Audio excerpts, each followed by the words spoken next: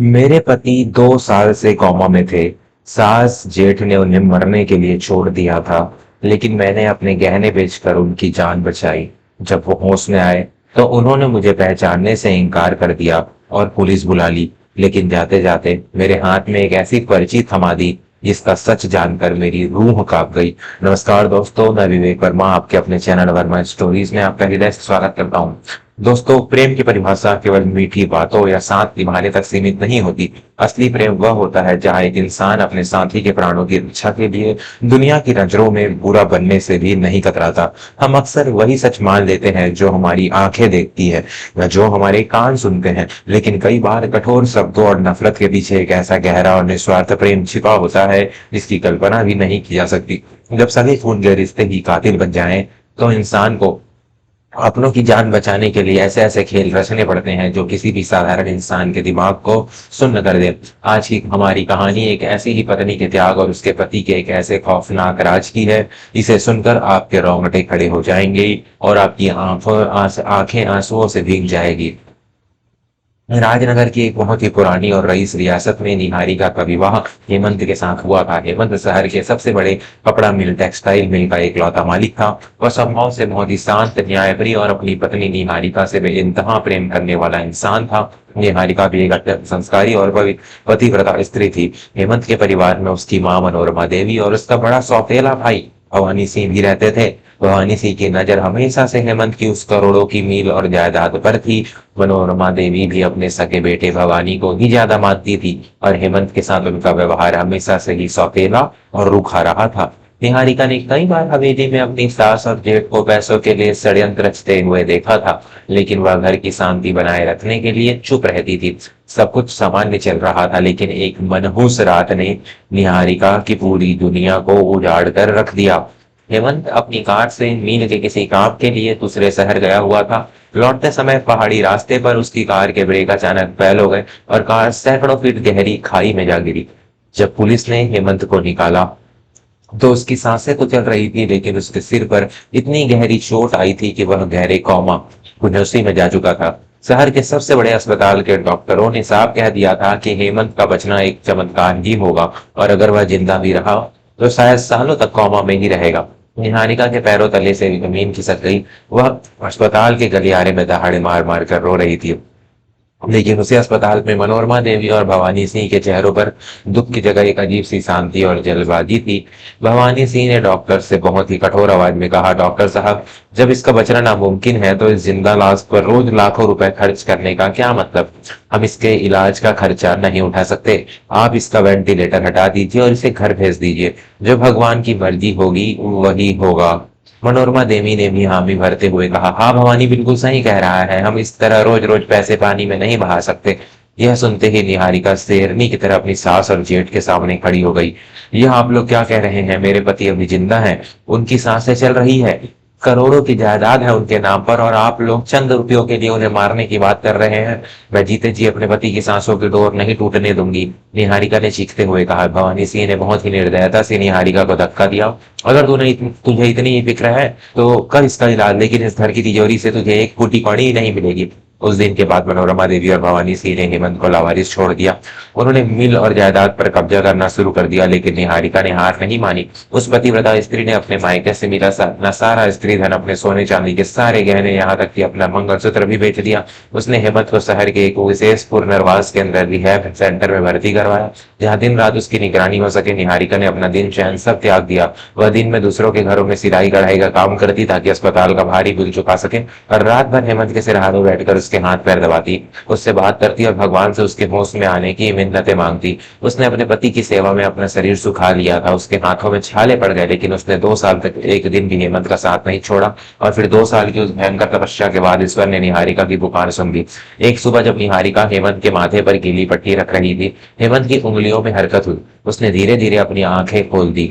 निहारिका की खुशी का कोई ठिकाना नहीं रहा, वह पागलों की तरह रोने लगी। उसने तुरंत डॉक्टरों को बुलाया। डॉक्टरों ने हेमंत की जांच की और इसे चिकित्सा विज्ञान का एक बहुत बड़ा चमत्कार बताया। जैसे ही यह खबर मनोरमा देवी और भवानी सिंह तक पहुंची, उनके पैरों के नीचे से पूरी जमीन खिसक गई। जो हेमंत उनके लिए 2 साल पहले मर चुका था, उसके पैसों पर वो ऐश कर रहे थे, उसका फिर वापस जिंदा हो जाना उनके लिए किसी सदमे से कम नहीं था। वे दोनों तुरंत बदहवास हालत में अस्पताल पहुंचे। निहारिका की आंखों में खुशी के आंसू थे। जब हेमंत को सामान्य वार्ड में स्थानांतरित किया गया तो निहारिका दौड़कर हेमंत के पास गई। उसने हेमंत का हाथ पकड़ना चाहा, लेकिन जैसे ही निहारिका ने हेमंत की तरफ हाथ बढ़ाया, हेमंत ने एक झटके से अपना हाथ पीछे खींच लिया। उसकी आंखों में एक अजीब सी अजनबीपन और नफरत की भावना थी। तुम कौन हो और मेरे आसपास क्या कर रही हो? दूर हटो मुझसे, हेमंत ने बहुत ही कड़क और रूखी आवाज में कहा। निहारिका को लगा जैसे उसके कानों के पास कोई बम फट गया हो। वह भूत बनकर खड़ी रह गई। हेमंत, आप ये क्या कर रहे हैं? मैं निहारिका हूँ, आपकी पत्नी। मैं 2 साल तक। निहारिका हकलाते हुए बोली। तभी पीछे से भवानी सिंह और मनोरमा देवी अंदर आ गए। हेमंत ने अपनी माँ और भाई को देखते ही उनके सामने हाथ जोड़ लिए, लेकिन जब उसने निहारिका की तरफ देखा तो अचानक बहुत ज्यादा उग्र और हिंसक हो गया। डॉक्टर, डॉक्टर को बुलाइए, हेमंत जोर जोर से चीखने लगा। यही है वो औरत, मुझे सब याद है। इसी औरत ने मेरी गाड़ी के ब्रेक फेल किए थे। यह मुझे मारना चाहती है। भवानी भैया, पुलिस को बुलाइए, इस कातिल को गिरफ्तार करवाइए। मुझे अस्पताल पूरे अस्पताल के वार्ड में सन्नाटा छा गया। निहारिका के दिमाग पूरी तरह से सुन्न हो चुका था। जिस पति के लिए उसने अपना मंगलसूत्र तक बेच दिया, जिस पति को जिंदा रखने के लिए उसने 2 साल तक नरक की आग में खुद को जलाया, आज वही पति होश में आते ही उसे कातिल कह रहा था। भवानी सिंह और मनोरमा देवी के चेहरों पर पहले तो हैरानी हुई, लेकिन फिर जब एक बहुत ही शैतानी और विजय मुस्कान उनके होठों पर तैर गई, उन्हें लगा कि शायद हेमंत की याददाश्त जा चुकी है या वह किसी गलत फहमी का शिकार है, और इसका सबसे बड़ा फायदा उन्हें ही होने वाला है। मैंने तो पहले ही कहा था कि यह औरत उल्टा है, इसने ही मेरे बेटे को मारने की साजिश रची होगी। मनोरमा देवी ने चिल्लाते हुए नाटक करना शुरू कर दिया। भवानी सिंह ने तुरंत पुलिस को फोन कर दिया। निहारिका जमीन पर घुटनों के बल गिर पड़ी। वह दहाड़े मार मार कर रो रही थी। भगवान के लिए ऐसा मत कहिए हेमंत, मैंने आपको नया जीवन दिया है, मैंने अपने हाथ जलाए हैं आपकी सेवा में, आप मुझे कातिल कैसे कह सकते हैं? निहारिका पागलों की तरह अपने पति के पैरों की तरफ रेंग रही थी, लेकिन हेमंत का चेहरा पत्थर का बना हुआ था। उसने निहारिका की तरफ एक बार भी दया भाव से नहीं देखा। कुछ ही देर में पुलिस वहां पहुंच गई। भवानी सिंह ने पुलिस को बताया कि इस औरत ने ही संपत्ति हड़पने के लिए गाड़ी के ब्रेक फेल किए थे, और अब खुद पीड़ित भी यही गवाही दे रहा है। पुलिस ने बिना कोई समय गंवाए निहारिका के हाथों में हथकड़ियां पहना दी। जब महिला कांस्टेबल निहारिका को घसीट कर वार्ड से बाहर ले जाने लगी तो निहारिका का हृदय फट रहा था। वह बार बार पीछे मुड़कर हेमंत को देख रही थी। तभी हेमंत अचानक अपने बिस्तर से उठा। उसने पुलिस वालों से कहा, रुकिए, मुझे इस औरत से एक आखिरी बात कहनी है। हेमंत हेमंत लड़खड़ाता हुआ निहारिका के पास आया। भवानी सिंह और मनोरमा देवी दूर खड़े मुस्कुरा रहे थे। हेमंत ने बहुत ही गुस्से से निहारिका का कॉलर पकड़ा और उसे अपनी तरफ खींचा, जैसे वह उसे कोई चेतावनी दे रहा हो।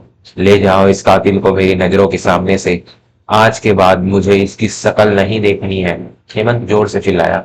लेकिन इसे चिल्लाने और कॉलर पकड़ने के नाटक के बीच हेमंत ने बहुत ही फुर्ती से बिना किसी को दिखाई छोटी सी मुड़ी हुई कागज की पर्ची निहारिका की बंद मुट्ठी में थमा दी। निहारिका को एक पल के लिए समझ नहीं आया कि यह क्या हुआ, लेकिन उसने हेमंत की आंखों में एक पल के लिए नफरत की जगह एक भयंकर बेबसी और आंसुओं का समंदर देखा।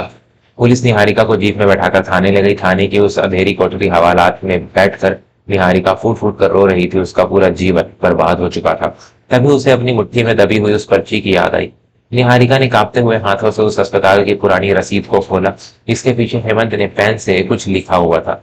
जैसे ही निहारिका ने उस पर्ची को पढ़ना शुरू किया, उसके पैरों तले से पूरी जमीन खिसक गई और उसकी रूह कांप उठी। उस पर्ची पर लिखा था, मुझे माफ कर देना मेरी जान, मैं सब कुछ पहचानता हूँ। मुझे तुम्हारी वो 2 सालों की तपस्या, तुम्हारे वो आंसू सब याद है। मेरी गाड़ी का ब्रेक किसी और ने नहीं बल्कि भवानी भैया और माँ ने फैल करवाए थे, ताकि वो मेरी मील हड़प सके। निहारिका की आंखें फटी की फटी रह गई। पर्ची में आगे लिखा था, आज जब मैं होश में आया तो मैंने खिड़की से भवानी के गुंडों को अस्पताल के बाहर खड़े देखा। अगर मैं तुम्हें पहचान लेता, अगर मैं उन्हें बता देता कि मुझे उनका सच याद है, तो वो लोग आज रात ही तुम्हारी और मेरी हत्या कर देते। मुझे तुम्हें पुलिस के सुरक्षित हिरासत में भेजना था, ताकि भवानी के गुंडे तुम तक ना पहुंच सके। निहारिका के आंसुओं की धार तेज हो गई, लेकिन अब वे आंसू दुख के नहीं थे। पर्ची के अंत में लिखा था, पुलिस स्टेशन में मेरे बचपन के मित्र इंस्पेक्टर वीरेंद्र को ढूंढो। उसे कहो कि हमारे पुराने घर के तहखाने में एक नीली डायरी रखी है। उस डायरी के अंदर एक पेन ड्राइव है, जिसमें भैया और माँ के साले काले कारनामे, मिल के घोटालों के सबूत और मेरी कत्ल की साजिश की ऑडियो रिकॉर्डिंग, आवाज की रिकॉर्डिंग है। मैं तुमसे बहुत प्यार करता हूँ निहारिका, बस मेरी जान बचा लो। यह पूरा सच जानकर निहारिका के सीने में जो दुख था वह एक भयंकर ज्वालामुखी में बदल गया। उसका पति कोई बेवफा या पत्थर दिल इंसान नहीं था। उसने अपनी पत्नी की जान बचाने के लिए खुद को एक कातिल के चंगुल में अकेला छोड़ दिया था और दुनिया की नजरों में उसे गिरफ्तार करवा दिया था। निहारिका तुरंत हवालात की जाली के पास आई और उसने जोर जोर से चिल्लाना शुरू किया, मुझे इंस्पेक्टर वीरेंद्र साहब से मिलना है, यह बहुत जरूरी है, मेरे पति की जान खतरे में है।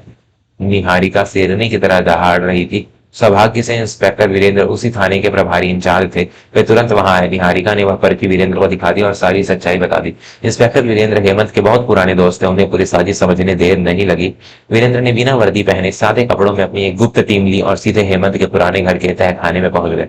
वहां उन्हें वह नीली डायरी और पेन ड्राइव मिल गई। पेन ड्राइव को लैपटॉप पर चलाते ही भवानी सिंह और मनोरमा देवी की वो सारी बातचीत सामने आ गई, जिसमें वह गाड़ी के ब्रेक फेल करने और हेमंत को मारने की साजिश रच रहे थे। सबूत पक्के थे। उधर अस्पताल में भवानी सिंह को लगा कि अब निहारिका रास्ते से हट चुकी है और हेमंत को कुछ याद नहीं है। वह रात के अंधेरे में एक जहरीले इंजेक्शन सुई लेकर हेमंत के कमरे में दाखिल हुआ। वह चाहता था कि हेमंत को हमेशा के लिए खत्म कर दे ताकि संपत्ति का कांटा हमेशा के लिए निकल जाए। जैसे ही भवानी सिंह ने वह जहरीला इंजेक्शन हेमंत की ड्रिप सलाइन में लगाने के लिए हाथ बढ़ाया, पीछे से किसी ने उसका हाथ बहुत जोर से पकड़ लिया। भवानी सिंह ने पलट कर देखा, सामने इंस्पेक्टर वीरेंद्र अपनी पूरी टीम के साथ खड़े थे और उनके पीछे निहारिका खड़ी थी। तेरा खेल खत्म हो गया भवानी, इंस्पेक्टर वीरेंद्र ने गरजते हुए कहा। पुलिस ने तुरंत भवानी सिंह को जमीन पर पटक दिया और उसके हाथों में हथकड़ियां डाल दी। बाहर खड़ी मनोरमा देवी को भी पुलिस ने महिला कांस्टेबलों की मदद से गिरफ्तार कर लिया। उनका सारा घमंड, उनकी सारी लालची योजनाएं उसी अस्पताल के फर्श पर धूल चाट रही थी। हेमंत ने अपने बिस्तर से उठने की कोशिश की। उसकी आंखों से आंसुओं की धारा बह रही थी। निहारिका दौड़ कर गई और उसने हेमंत को अपने सीने से लगा लिया। मुझे माफ कर दो निहारिका, मैंने भारी महफिल में तुम्हें जलील किया, तुम्हें पुलिस के हवाले किया, लेकिन मेरे पास तुम्हें उन दरिंदों से बचाने का कोई और रास्ता नहीं था। हेमंत फपक फपक कर रो रहा था। निहारिका ने हेमंत के आंसू पोंछते हुए कहा, आपने कोई गुनाह नहीं किया है, आपने मुझे बचाने के लिए खुद को मौत के मुंह में धकेल दिया था। एक स्त्री के लिए इससे बड़ा सौभाग्य क्या हो सकता है कि उसका पति उसके प्राणों की रक्षा के लिए पूरी दुनिया से नफरत मोल लेने को तैयार हो जाए। उस रात अस्पताल में एक पति पत्नी ने उस अद्भुत और निस्वार्थ प्रेम की जीत हुई थी। पुलिस ने भवानी सिंह और मनोरमा देवी को हत्या के प्रयास और धोखाधड़ी के जुर्म में जेल की काल कोठरी में डाल दिया, जहां वे जीवन भर अपने कर्मों की सजा भुगतेंगे। कुछ ही महीनों में हेमंत पूरी तरह से स्वस्थ हो गया। उसने अपनी मिल का सारा कारोबार वापस अपने हाथों में ले लिया और अपनी उस करोड़ों की संपत्ति का आधा हिस्सा निहारिका के नाम कर दिया। जिस पतिव्रता स्त्री ने अपने मंगलसूत्र को बेचकर अपने पति की जान बचाई थी, आज ईश्वर ने उसे दुनिया की सारी खुशियों से भर दिया था। दोस्तों, जीवन में कभी भी किसी के बाहरी व्यवहार से उसके हृदय की गहराई का अंदाजा नहीं लगाना चाहिए। कभी कभी कोई इंसान हमें कठोर शब्द इसलिए कहता है ताकि वह हमें किसी आने वाले तूफान से बचा सके। असली प्रेम वह नहीं जो केवल सुख में मीठी बातें करे। असली प्रेम वह है जो विपत्ति के समय अपनी ढाल, आपकी ढाल बनकर खड़ा हो जाए, चाहे इसके लिए उसे खुद आग में क्यों न जलना पड़े। निहारिका और हेमंत की इस कहानी ने साबित कर दिया कि जब दो इंसानों के बीच विश्वास और त्याग की डोर मजबूत हो तो दुनिया का कोई भी षड्यंत्र उन्हें अलग नहीं कर सकता। अगर आज की इस मर्मस्पर्शी और रोंगटे खड़े देने वाली कहानी ने आपके हृदय के किसी कोने को छुआ हो और आपकी आंखों को नम किया हो, तो इसे अपने परिवार और मित्रों के साथ अवश्य साझा करें। अपनी अमूल्य राय हमें टिप्पणियों में लिखकर बताएं कि क्या हेमंत ने अपनी पत्नी को बचाने के लिए जो नाटक रचा वह सही था। मैं विवेक वर्मा जल्द ही मिलूंगा आपसे एक और नई मार्मिक और प्रेरणादायक कहानी के साथ। तब तक के लिए सत्य का साथ दें, अपनों से निस्वार्थ प्रेम करें और जीवन में हमेशा खुश रहें। धन्यवाद।